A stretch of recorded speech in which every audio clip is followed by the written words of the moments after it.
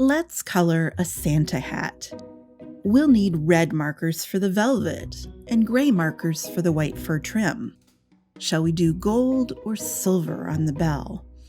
And this is how most of your coloring projects begin, right? But are you happy with the end results? Are you so caught up in finding the best red, white, and yellow blends that you've forgotten about the hat? Today, let's take a closer look at why even on your best blending days, even though you're using all the best color combinations, let's look at what's missing from your art.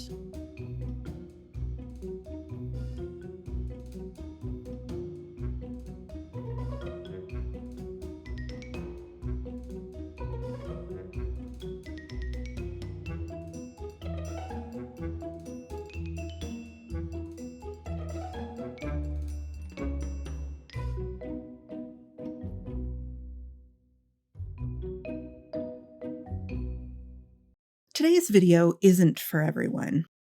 I've been teaching art classes with markers and colored pencils for over a decade now, and in that time, I have met a wide range of colorists.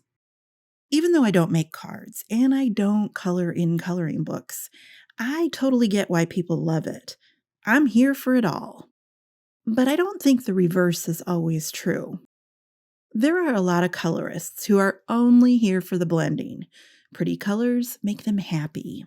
They don't want anything more beyond blending, and they don't understand why anyone else would need more. But they're not the only kind of person that gets into coloring. A lot of colorists, and I think this is at least a third of you, you're not really a colorist. You, yes, you're here for something more than blends. Now, most of you could have gone to art school. Some of you should have gone to art school. But for whatever reason, you took a different path. Now you've got free weekends and spending money. You're doing what you always wanted to do. And you're realistic about it. You're not trying to make this a career. You're doing it because it's fun. And here's the key. You have the heart and soul of an artist, and the instincts of an artist too. So while a colorist is happy blending blends, some of y'all are bored with blending. And you notice when your coloring is good, but it's not really, really good. And that bothers you. So that's why I say today's video isn't for everyone. Because I'm going to talk about something today that half of you will not care about. It seems like a lot of work for such a silly little hat. And that's fine.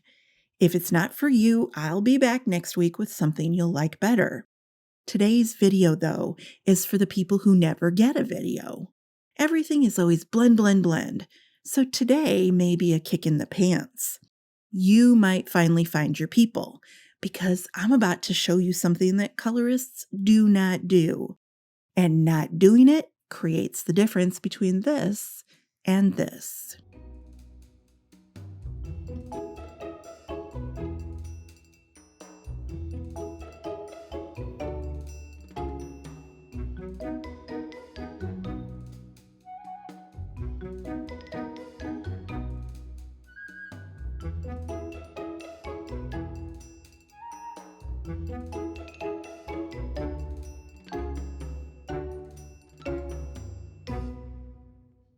Now, most marker people will look at the line art, and then they will hunt through their box of markers to see what they can do with the markers they have. I can make this red blending combination. I can shade white with this gray marker, and I can color the bell yellow. But if you've been doing this for a while, you've probably gathered some blending resources. You need a red blending combo for the velvet, so you head to your favorite website or Pinterest, but most likely it's that 3-ring binder where you've printed half the internet. Red velvet. Red velvet. What works for red velvet? Okay, I like this one. Now, white fur. We probably don't need a recipe for shading white. We just need to decide between warm or cool grays. Okay, let's go cool. And maybe you've found my secret stash of underpainting recipes. So let's find a recipe for brass or gold. Nah, this one's kind of complicated. Okay, let's try this one instead. And if you're shopping for blending combinations, this is kind of what you'll end up with. Now, this isn't terrible, and even though we used one of my blending recipes, this is really not how I would select colors for a Santa hat project. I don't shop for blending resources. Why not? Because every project is unique. See, you're thinking about individual colors. Most of you aren't even thinking as deeply as velvet, fur, and brass. You're thinking red, white, and yellow. Meanwhile, I'm coloring a hat. And I'm coloring the moment in time where this hat sits, plus the legend and mythology behind the hat. My hat isn't just a slot machine collection of color blends. Every coloring project is more than just the individual colors. It's more than a collection of objects and materials. It's an experience. It's a memory. This is red, white, and yellow. But this is a story.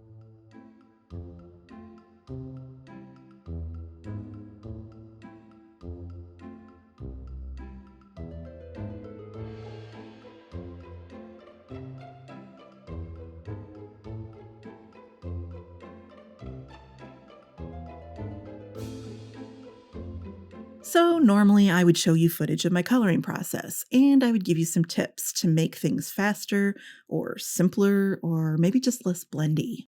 But today, I'm kind of thinking I should walk you through my thought process and explain what's going on in my head as I choose colors.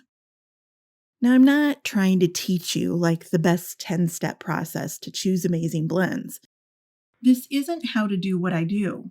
I'm just sharing my thoughts. I think it could be instructive to listen to how a non colorist does things, because you know the colorist approach to coloring. A lot of you just assume that professional artists do the same exact thing, but with a dash of fairy dust. And I think that's the hardest thing for colorists to wrap their head around. This blending combination thing, it isn't a thing in other art mediums. This is marker stuff. Nobody stands there looking at their paints, trying to match 3 tubes together to make a combo. That's why it's important to hear an alternative approach to marker selection and color usage. Because some of you don't even realize how strange the colorist approach is. Even marker artists don't do it your way. I used markers for years before I heard about blending combinations. I blended before I heard about blending combinations. Don't worry. This is a good thing to hear because at a certain point, you may want to stop using blending combos and be more flexible with your colors. This could be where you're headed.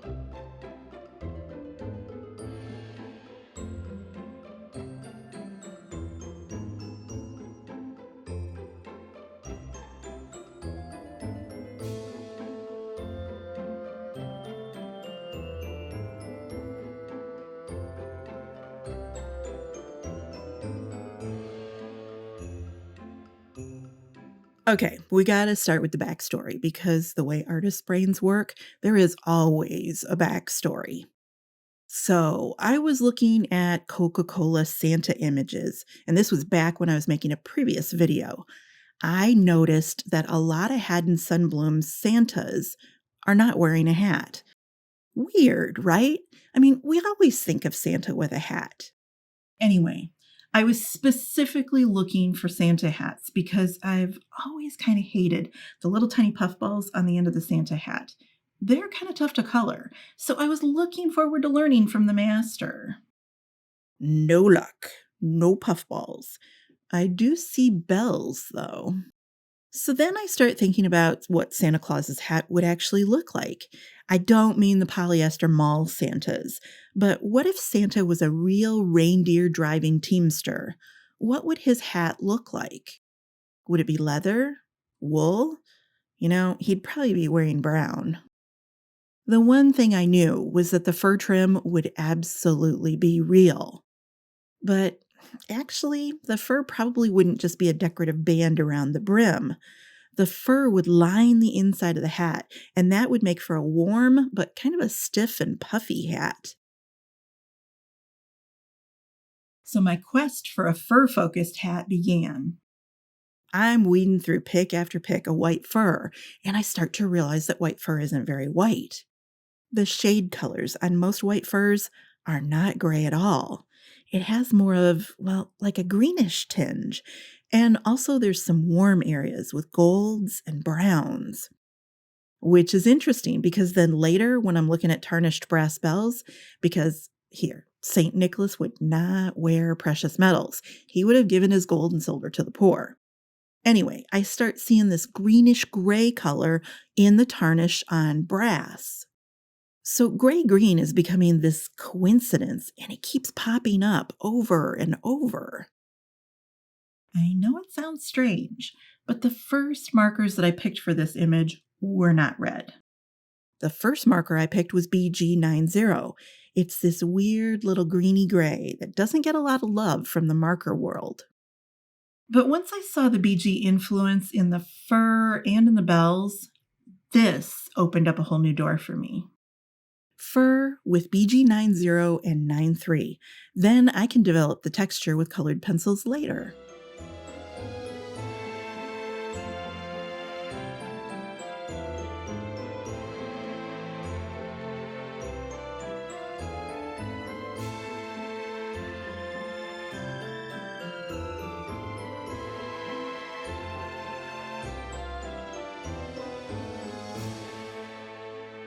Now, before I select any more colors, there's something you need to understand about painting. And I know we're talking about markers here, but the way I use markers goes back to how artists are trained to use paint. So, you're used to selecting a medium color, and then you find a lighter marker and a darker version of that same hue to go with it, right? But that's not how a painter works. If you look at a painter's palette, they will have anywhere from like 5 to 10 colors squirted onto the palette, and each is a totally different color. You will never see us squirting 3 different shades of red onto the palette. It's a total waste of money. If a painter wants a lighter red, we'll mix it. If we want a warmer red, we'll mix that.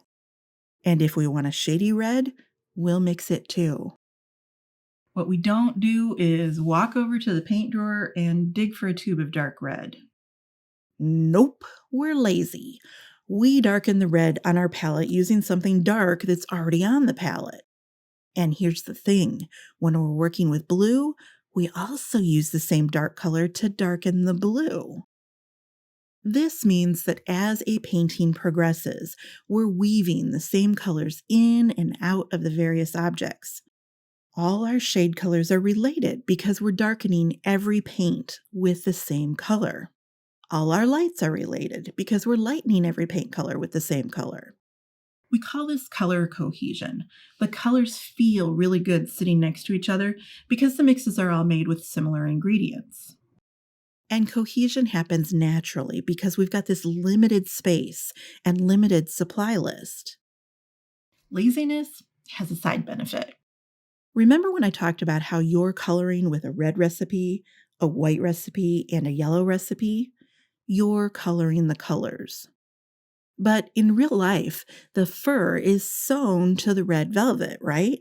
And the bell is attached to the hat too. So where the velvet goes, it brings everything else with it because it's all part of the same hat.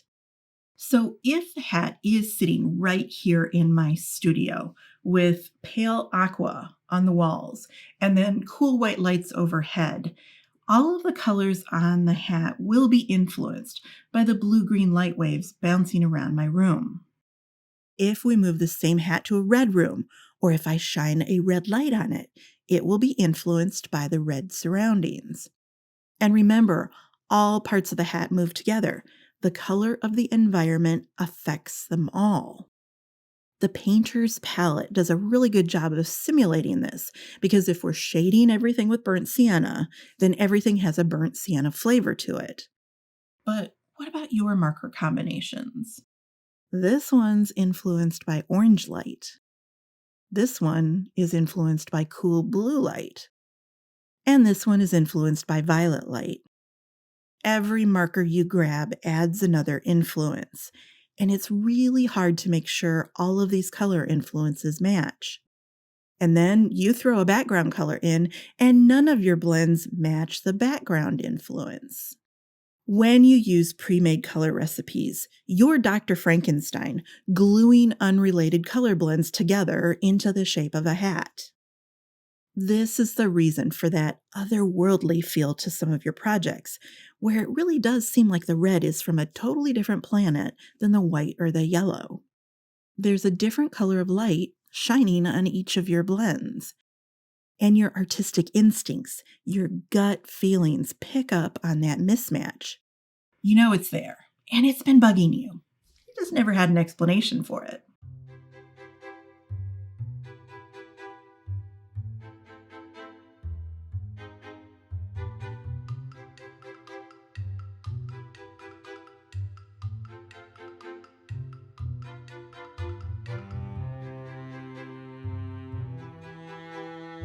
This is why I don't rely on color recipes for my projects. They're good as an inspirational starting point, but stitching unrelated blends together, well, that leads to monster results and villagers with pitchforks storming your gates. So back to my thoughts about color selection. I've got this green-gray color, and I'm seeing it in the fur and in the tarnish on the brass. So as I'm looking through Bell references, I know whatever brass colors I pick, they have to start with either BG90 or 93, because greenish gray is the heart of my color story. It's the universal shading color on my paint palette. E33 and E31 work great over BG93, and when I add a layer of Y23 over the whole thing, I get that nice brassy glow. See how the green-gray is driving and controlling my color selection? Now that I have the hard parts worked out, I'm ready to think about red. Yes, red was the last color I picked, and I know it would have been your first. I am not a fan of using R39, R59, or R89 as the automatic red shade for any red marker. I know a lot of people do this, but I don't like the results, especially not when the red is scarlet. And I just explained why. Those darker R's have blue influences, meanwhile scarlet has orange and yellow influences. It just looks wrong to me. Now, green-gray is my color of influence here, and even though it sounds weird, I'm using that to shade the red. I want a scarlet cap because that just says Santa. So I start with R27, and for the shade, it's just a matter of making sure that the BG90 or 93 works underneath R27. But I was also prepared to test BG96 as well. I never used it, but I had the 96 sitting on my desk the whole entire time, just in case. To catch a little sunshine, instead of stepping to a lighter marker like R24, I stepped one step warmer with R17. And I run a quick test just to make sure that my color theory hasn't created an impossible ink blend.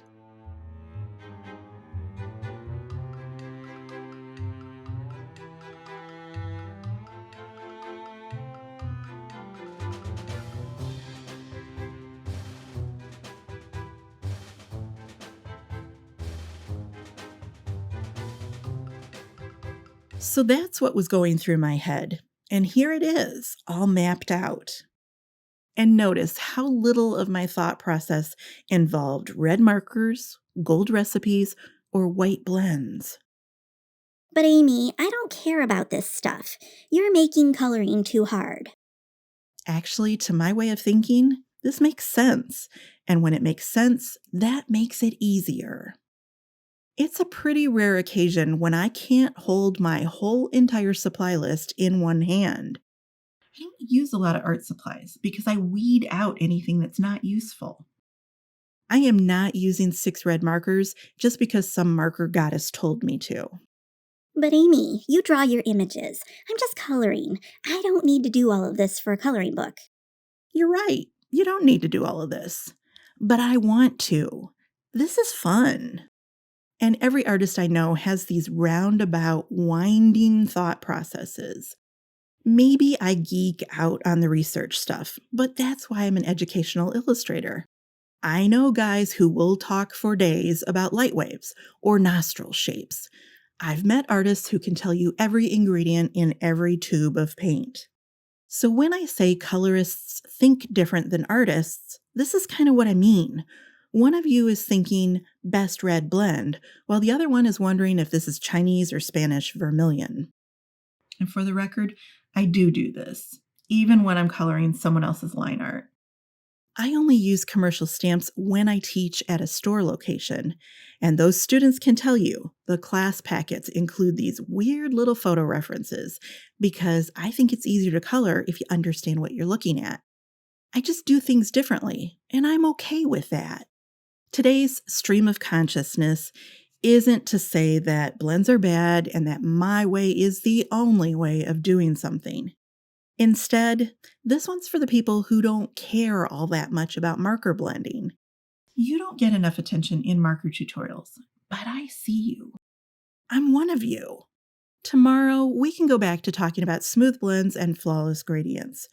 But just for a moment, let's celebrate the people who want something different from their markers. It's okay to enjoy doing it weird. That's what makes us artists. For another video essay and a chance to see me use violet as the influence color underneath both red and green, here's my essay about clashing Christmas colors, color theory, and the idea that triggered today's video. Catch up on the Christmas war here.